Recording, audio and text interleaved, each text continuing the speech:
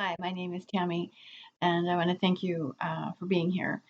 If you haven't already seen the video I did uploaded yesterday, which is titled Let's Talk DNA, Stress, and Mental Health, I encourage you to do so. I get involved in the neurochemistry of all health and health conditions. And I really talk a lot about, well, I'm talking a lot about schizophrenia, autism, ADHD, negative. I was referring to it as negative attention seeking.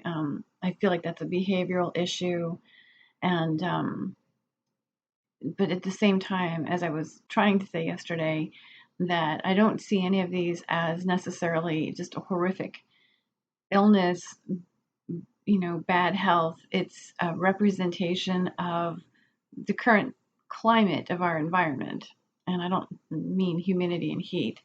I'm talking about the technology. So if you haven't seen it, it's about 30 minutes. I'll just kind of recap it right now.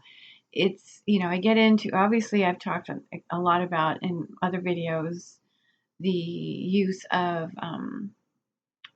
all of the xenoestrogens we're being exposed to, whether they're man-made or nature-made. There's a tremendous number of endocrine disrupting chemicals that the body is consistently exposed to.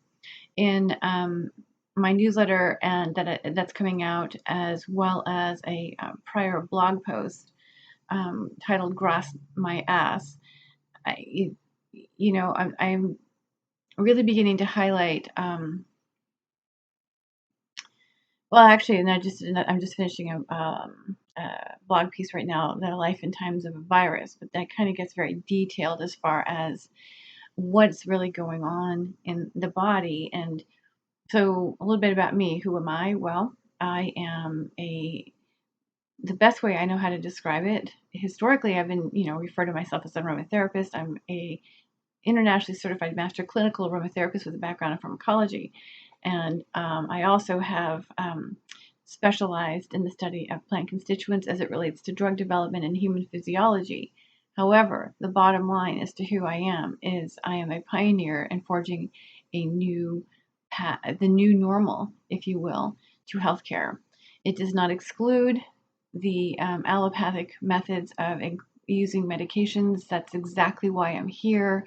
Um, there's a place and time for medications. I had a consult this morning with an Amish family that I work a lot with Amish people, and this particular family right now, I say consult. I'm really just supporting them because it's a traumatic time. Their 16-year-old son was diagnosed with schizophrenia within the last year, and he's taking quite the cocktail of medications, and yet really helping them to understand, and a lot of people for that matter, how to integrate. We have a lot of physicians these days that don't agree with oils, where they don't think they're of any consequence, and I beg to differ. Now, at the same time, I can understand why they'd say that, because we have such a variety and of quality of essential oils currently on the market.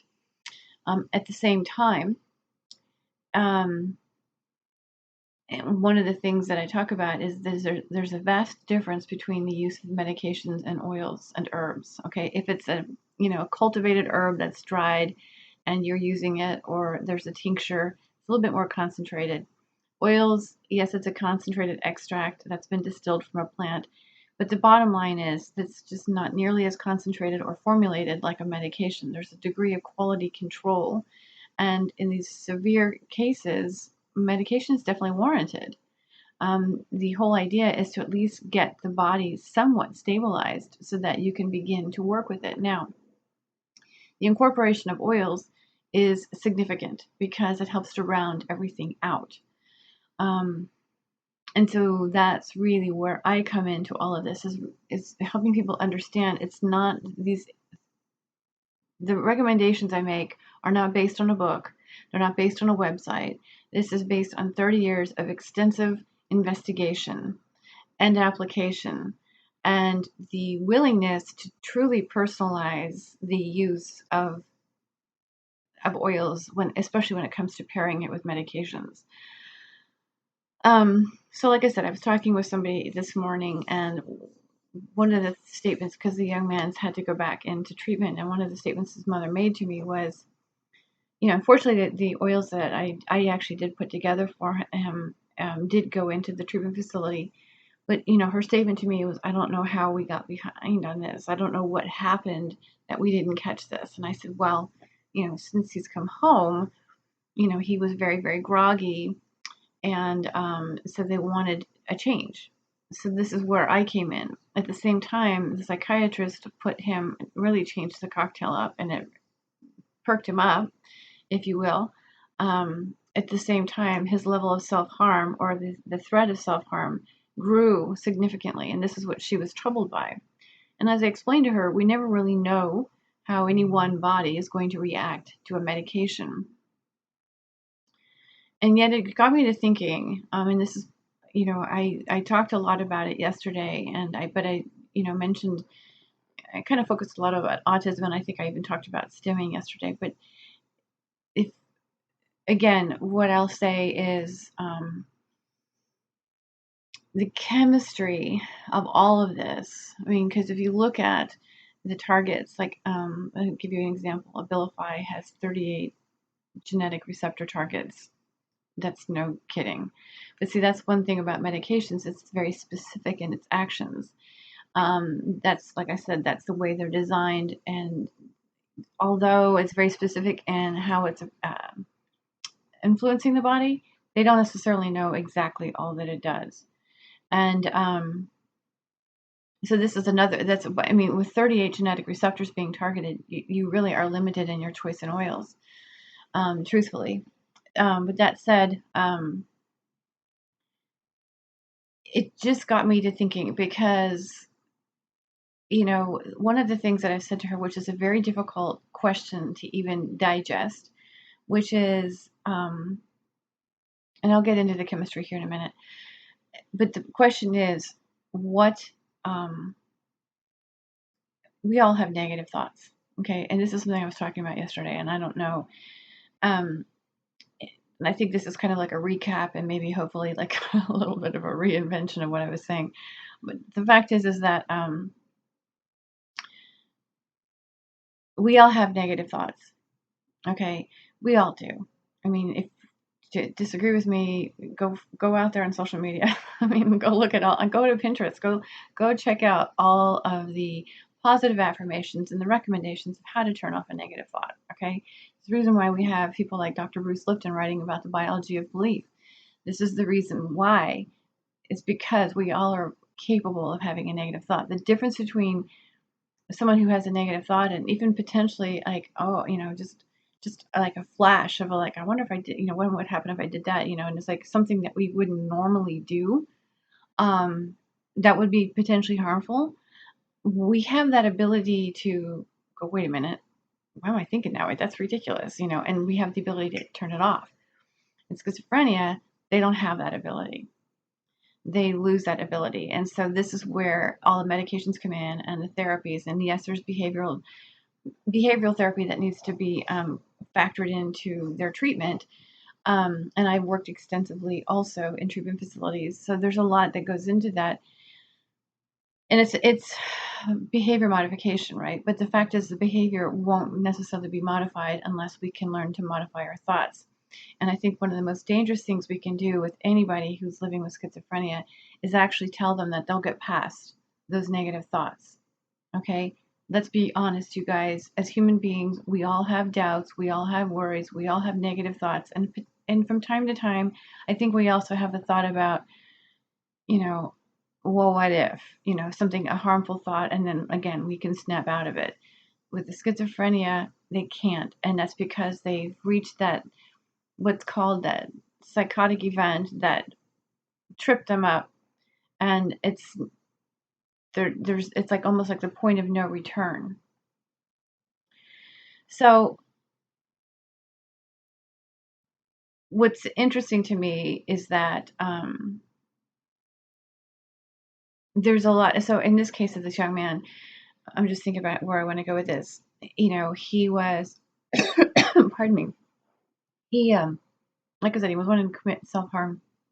is convinced that his gallbladder was going to explode. I mean, he was wanting to do things that would, in his mind, relieve this, get rid of this, fix it, right?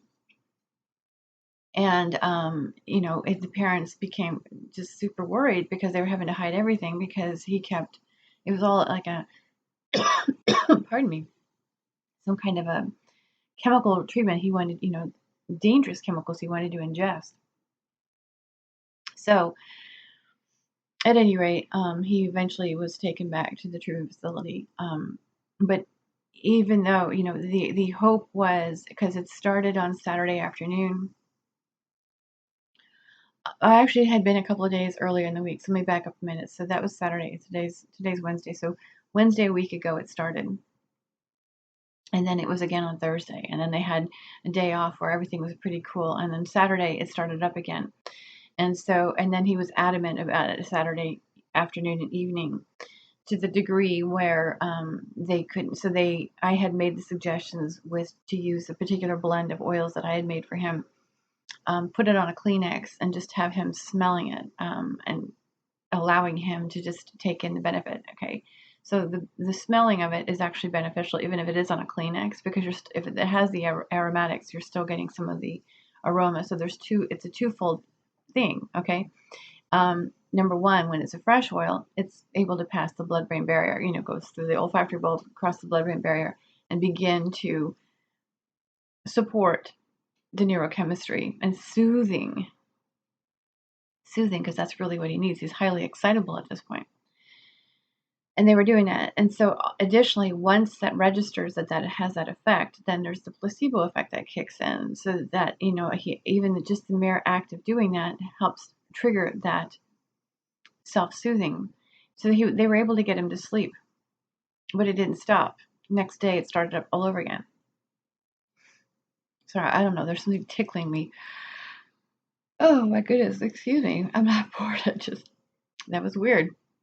Anyway, so the fact is that he couldn't let it go, and to the point where, as of last night, his parents spoke to him, and he was convinced that the doctor was coming in today, which she was, to visit with him, and would be scheduling an emergency surgery to have his gallbladder removed, and he'd be going home this evening. So this rumination, if you will, of this thought pattern speaks exactly to the chemistry. Okay, so yesterday I talked about how I explained that, and this is, like I said, with the current climate of our environment, which is all this technology. So it's not just the chemicals that I mentioned, the endocrine disruptors earlier. It's the viruses, it's the bacteria, it's the pesticides, it's the fertilizers, and lest we forget, it's light. Okay, so again, all the different things that I've been currently writing about, and I'll tell you straight up here, and I've said it on these videos, there's a lot of things that have the ability to influence change in the DNA. This is not damaging the DNA, all right? The DNA has the ability to restructure itself based on the information coming in, which it's doing. Therefore, signaling the production of oxidative stress, okay? This is supposed to be a temporary process. Again, go check out my blog, The Life and Times of a Virus. At any rate, this all has the capacity to change the way, or alter or influence the way the DNA acts. And so it becomes an inflammatory process, again, that's designed to be temporary and then go back, undo itself.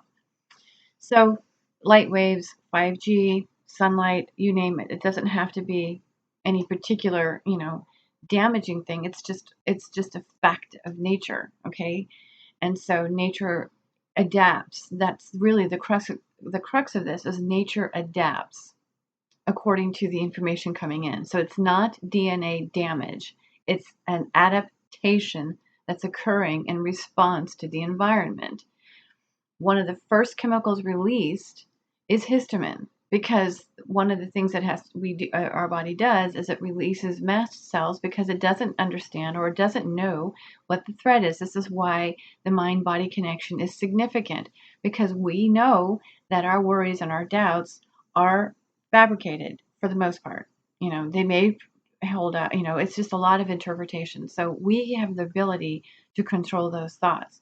we have the ability to let the body know this isn't, no, there's no real threat. Chill, chill out. But when it's a true threat, like with chemicals and so forth, or light and, and microbes, and instability from the environment, the mast cells are released because the body's trying to protect, and it's getting ready to rebuild anything that, from any damage that occurs. Okay, this is the natural reaction to any sort of stressful information coming in. Again, so mood and emotions, we need to get that in check. That's our first line of defense. So therefore, mast cells are released, or they're released. The flying monkeys are out, and those cells begin to release histamine, because histamine is stored in the mast cells. Okay, histamine is now present in the body. The body begins to send cortisol as an anti-inflammatory to help keep the histamine in check. And subsequently, there's the production of aromatase to convert androgens into estrogen, and in which case the autonomic nervous system is activated, the immune system is activated, and so you have this whole chemical shift going on. And those aren't the only ones. Okay, it's a whole system conversion. And again, depending on the individual, really determines what ends up unfolding, whether it be a physical malady or a mental health issue, or both. At any rate, the point to all of this with the schizophrenia, and the other one that occurred to me earlier today also, was dissociative disorders. Again, with the autism addiction, okay, it's all the same in the sense of the chemistry. And yes, all the medications that we have right now are targeting very specific, as I mentioned, neurotransmitter receptors and other genetic receptors, as well as liver enzymes. However, the histaminergic system is right there with the dopaminergic mesolimbic pathway. The dopaminergic mesolimbic pathway is what's indicated as a change. That's the structure in the brain that changes and is linked to, or identified as, well, the changes to that structure are what qualify addiction. Okay, that's how we come up with a true definition of addiction. Yes, we have substance use behaviors, and that sort of information is beginning to change in the clinical setting. But the true definition of addiction is a change to the dopaminergic mesolimbic pathway.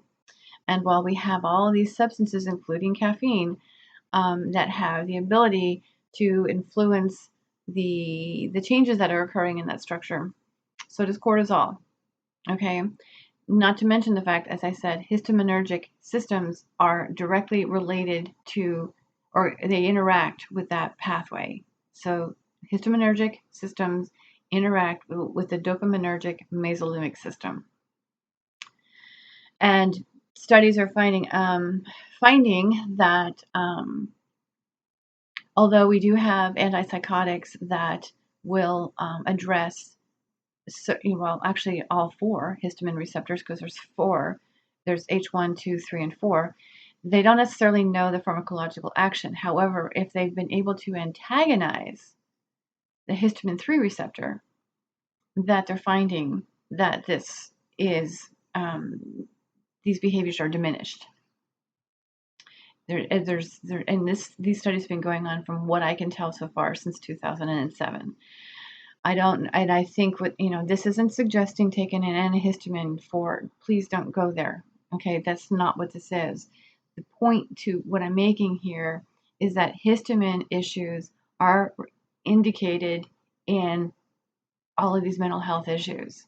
Because if you actually look at the medications, you can see that this is what they're trying to accommodate. In addition to serotonin and norepinephrine and opiate, the endogenous opiate system, and norepinephrine, they're trying, and for that matter, acetylcholine.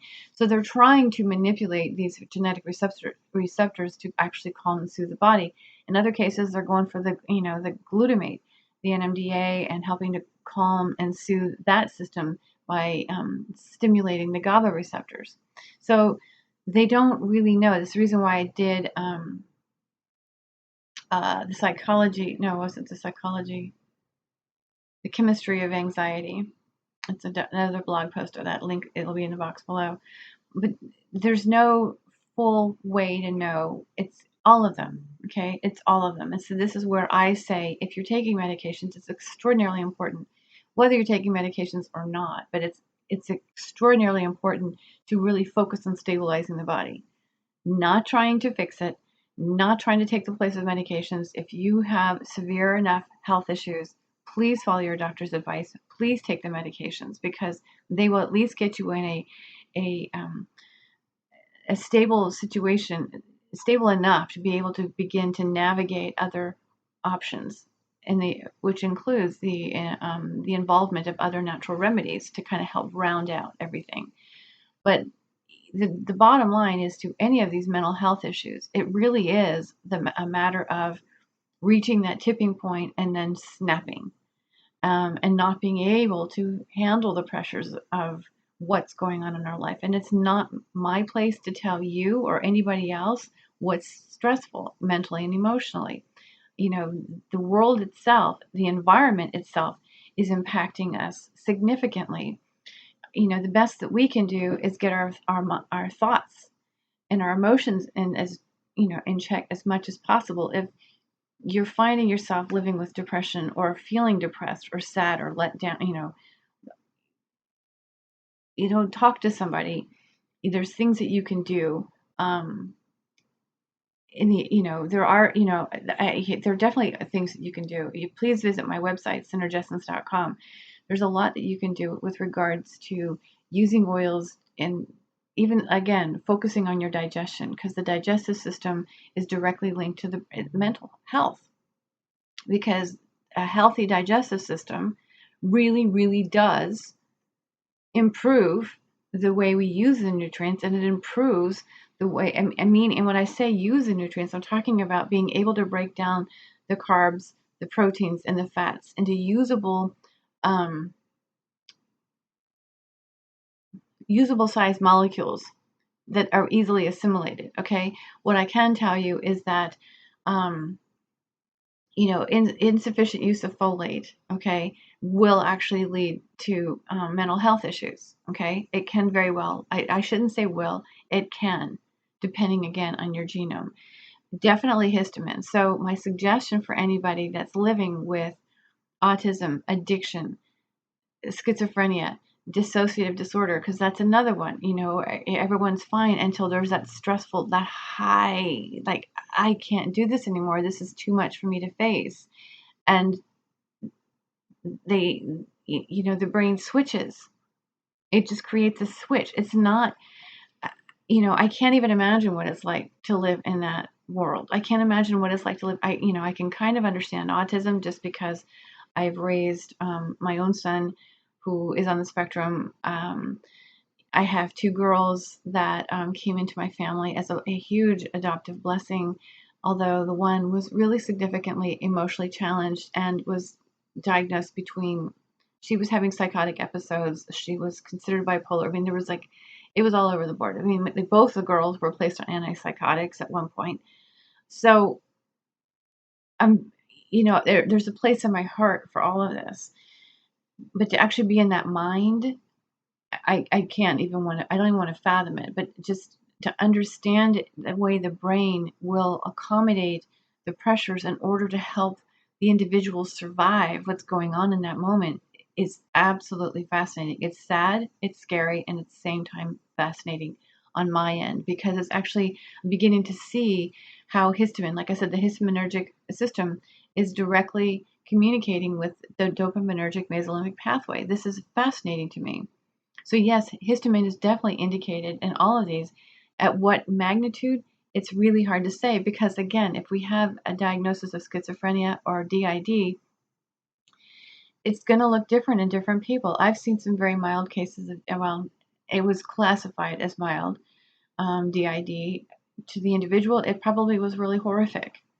So, I mean, those are some adjectives that really don't have any place in this world, because it's one individual's experience and it has to be extraordinarily frightening. So, for those of us who are caring for and loving people who are facing these issues, I I offer this information as a way of understanding that this is a severe stress reaction. Severe, okay? We know stress underscores all health issues, but this is a body that's not recovering. So the best thing you could do to start is, in addition to, because here's the thing, even if you're taking medications, this isn't going to be in, this is not in lieu of, this is whether you're taking medications or not, okay? But especially if you're taking medications, you want to avoid all fermented foods.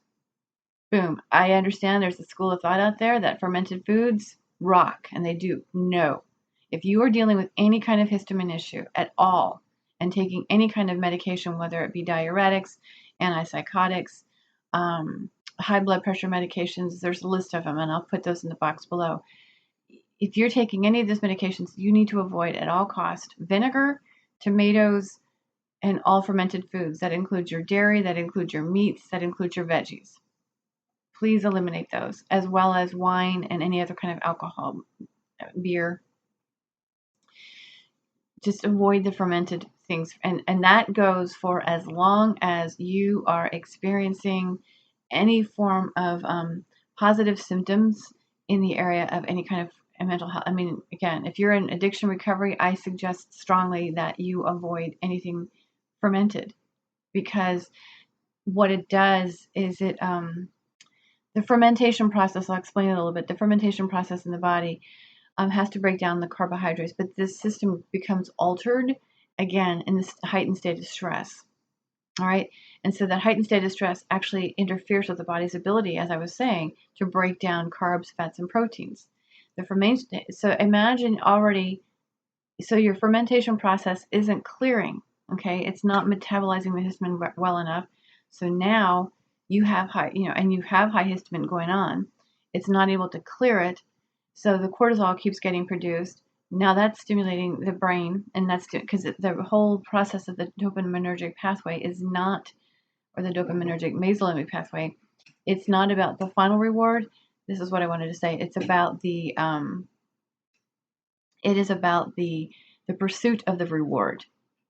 That's significant. It's the pursuit of the reward. So, and again, with this young man last night, or over the last week, the reward for him was getting his gallbladder out. That's the reward. Although there's nothing that we're aware of that there's anything wrong with his gallbladder. That's the reward. So he was in this pursuit, and his mind was hung up or stuck on this. See, that's the stimulation of the dopaminergic pathway. The same thing with stimming and autism.